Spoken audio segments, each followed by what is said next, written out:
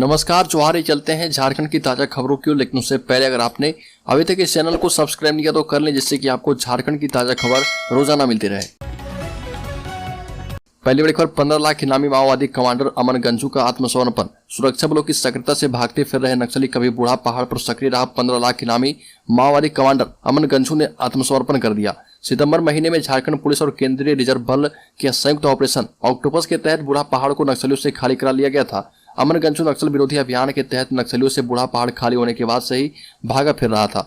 बूढ़ा पहाड़ को खाली कराने के बाद बूढ़ा पहाड़ की चोटी पर झालुडेरा, लातेहार जिले में तिसिया एवं नवाटोली तथा झारखंड की सीमा से सटे छत्तीसगढ़ के बलरामपुर जिला में पुनदाग में सुरक्षा बलों ने कैंप स्थापित किया है। सुरक्षा बलों के कैंप की बदौलत नक्सलियों को फिर से सक्रिय होने का मौका नहीं मिल पा रहा और यही वजह है कि इस इलाके में जो बचे हुए नक्सली हैं वो या तो भागने की फिराक में है या फिर आत्मसमर्पण कर रहे हैं। अलखर अवैध खनन मामले में मुख्यमंत्री की सुरक्षा में तैनात अधिकारी को ईडी ने फिर से जारी किया समन। संथाल परगना में 1000 करोड़ के अवैध खनन मामले में मुख्यमंत्री की सुरक्षा में तैनात अधिकारी को ईडी फिर से समन करने जा रही है। पूरा मामला नेताओं और नौकरशाहों के करीबी एवं अवैध खनन में आरोपी प्रेम प्रकाश के ठिकाने से AK-47 की बरामदगी का है। ईडी ने प्रेम प्रकाश के ठिकाने पर 24 अगस्त को छापेमारी की थी। उस समय हरमो स्थित प्रेम प्रकाश के घर से AK-47 हथियार की बरामदगी हुई थी। इसके बाद ईडी ने पर्याप्त साक्ष्य के आधार पर प्रेम प्रकाश को गिरफ्तार किया था। उस वक्त यह खुलासा किया गया था कि हथियार सीएम सुरक्षा में तैनात 2 जवान मुकेश कुमार और श्यामल होरे के थे। अलखर झारखंड की एक्ट्रेस की हत्या डायरेक्टर पति ने ही की थी। कोलकाता में मर्डर किया, पुलिस से कहा था लूटपाट में बदमाशों ने ईसा को गोली मारी। झारखंड की अभिनेत्री रिया कुमारी उर्फ ईसा आलिया की हत्या के मामले में खुलासा हुआ।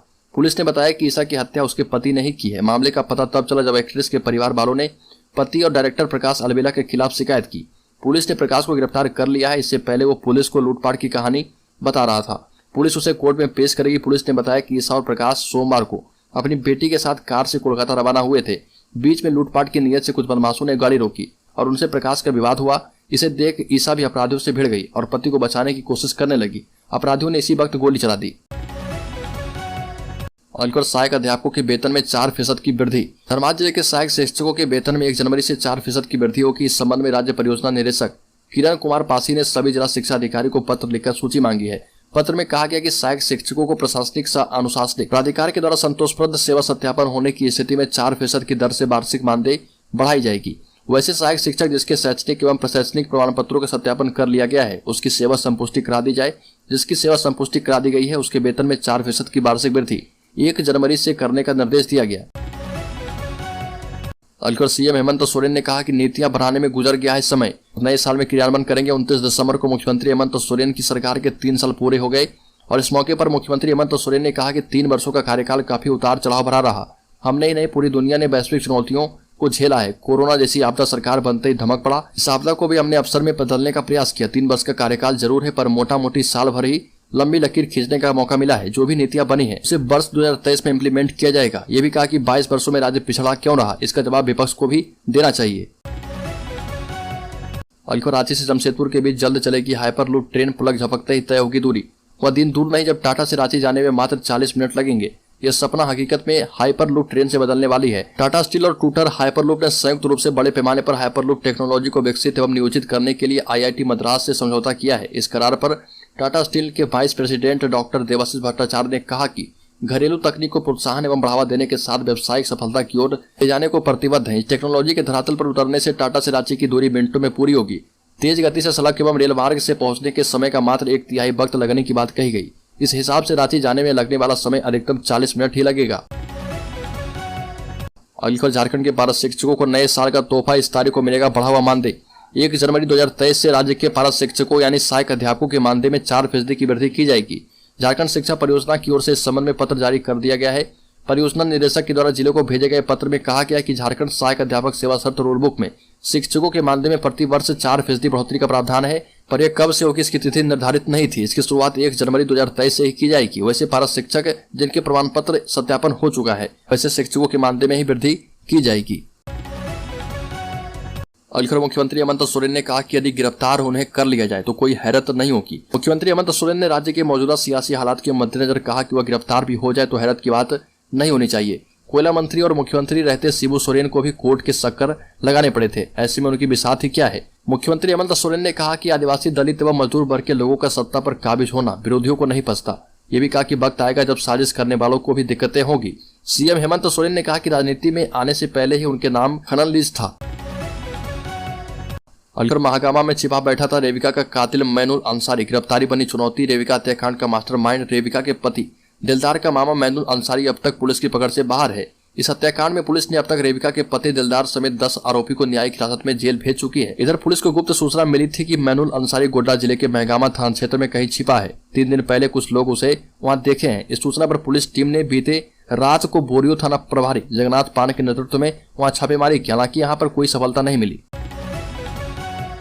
अलकर मुख्यमंत्री हेमंत सोरेन ने खनन लीज के मामले में चुनाव आयोग से प्राप्त मंतव्य का लिफाफा अब तक नहीं खुलने से जुड़े सवाल पर कहा कि राज्यपाल संवैधानिक पद पर हैं और इन पर टिप्पणी नहीं की जानी चाहिए, लेकिन कुछ घटनाओं से कभी कभी लगता है कि डबल गेम तो नहीं है, क्योंकि राज्यपाल ने एक बयान में कहा कि उन्हें यहाँ की राजनीति को समझने में वक्त लग गया और वह राजनीति करने आए हैं या फिर राज्यपाल की हैसियत से, या तो वही बताएंगे। राज्यपाल और मुख्यमंत्री हेमंत सोरेन के बीच टकराव और बयानबाजी कोई नई बात नहीं है। गौरतलब है कि मुख्यमंत्री से जुड़े खनन पट्टा लीज को लेकर राजभवन को भेजा गया चुनाव आयोग का मंतव्य टकराव की बड़ी वजह बन चुका है।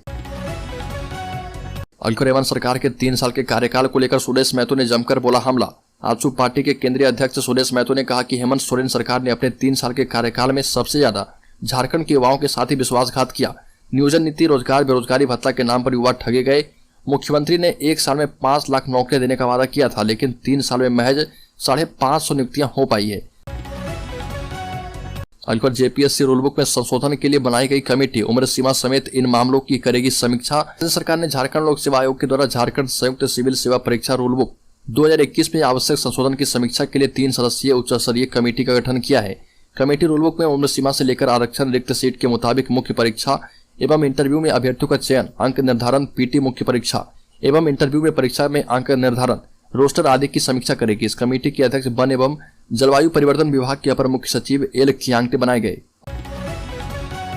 अलकर झारखंड मुक्ति मोर्चा की चुनौती पर रघुवर दास का जवाब, कहा कि उपलब्धियों पर हो जाए खुली बहस। झारखंड मुक्ति मोर्चा के केंद्रीय महासचिव सुप्रिय भट्टाचार्य के रघुवर दास को रामगढ़ उपचुनाव में उतारने संबंधित बयान पर रघुवर दास ने प्रतिक्रिया दी और इस बयान को मानसिक दिवालियापन करार दिया। पूर्व मुख्यमंत्री रघुवर दास ने कहा कि झूठे वादे, अक्षम नेतृत्व एवं संसाधनों की लूट के कारण आज झारखंड की जनता हेमंत सरकार से त्रस्त है। पूर्व मुख्यमंत्री रघुवर दास ने कहा कि अगर हिम्मत है तो 3 साल के भाजपा शासन और झारखंड मुक्ति मोर्चा कांग्रेस शासनकाल की उपलब्धियों पर एक खुली बहस हो जाए। समय और स्थान जहां चाहे जेएमएम तय कर ले, तत्काल जनमत संग्रह हो जाएगा। अलकर गुमला में अवैध उत्खनन पर प्रशासन की बड़ी कार्रवाई, 11 लोगों के खिलाफ मामला दर्ज किया गया, 1 गिरफ्तार किए गए। जिले के सिसई थाना क्षेत्र के सोगड़ा गांव के लामन टोगरी में बरसों से हो रहे अवैध पत्थर खनन पर जिला प्रशासन ने बड़ी कार्रवाई करते हुए छापेमारी कर पत्थर तोड़ने वाला छैनी, गूठा, साबल एवं कई विस्फोटक सामान बरामद किए। पत्थर खदान से एक ट्रैक्टर चालक को गिरफ्तार किया गया है। बताया गया कि जब्त पत्थरों का आकलन किया जा रहा। जब्त ट्रैक्टर चालक से पूछताछ एवं अनुसंधान के पश्चात अवैध कारोबार से जुड़े लोगों के विरुद्ध कानूनी कार्रवाई की जाएगी। अलकर मोराबादी मैदान में फिर से एक बार राष्ट्रीय खादी एवं सरस महोत्सव का आयोजन किया गया है।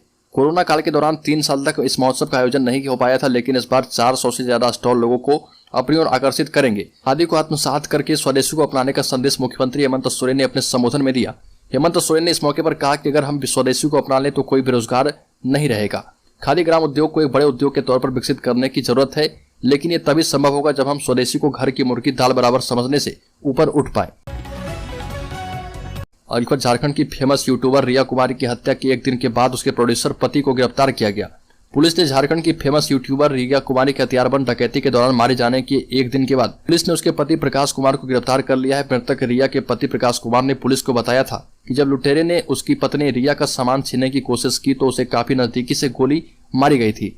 मीडिया रिपोर्ट्स के मुताबिक झारखंड की यूट्यूबर और एक्ट्रेस रिया कुमारी और ईसा आलिया घटना वाले दिन बुधवार को झारखंड से कोलकाता जा रही थी। वो अपने प्रोड्यूसर पति प्रकाश के साथ नेशनल हाईवे पर 3 साल की बेटी के साथ सफर कर रही थी। हत्या कथित तौर पर सुबह 6 बजे की गई और उसके पति ने दावा किया था कि डकैती के प्रयास का विरोध करने पर अभिनेत्री की हत्या हुई है। अलकर 7वीं से 10वीं जेपीएससी सिविल सेवा परीक्षा के बाद होने जा रही परीक्षा के लिए उम्मीदवारों को अभी इंतजार करना पड़ सकता है। ऐसा इसलिए हो रहा क्योंकि एग्जामिनेशन रूल में बदलाव किए जाएंगे। बदलाव क्या हो, इसलिए जेपीएससी की ओर से कार्मिक विभाग को एक प्रस्ताव भेजा गया था। इस प्रस्ताव की समीक्षा और निर्णय के लिए विभाग की ओर से एक 3 सदस्यीय कमेटी बनाई गई है। इस कमेटी को 15 दिनों के भीतर अपनी अनुशंसा दे देनी है। इसका मतलब है कि the Jharkhand combined civil services exam rules 2021 में संशोधन होगा।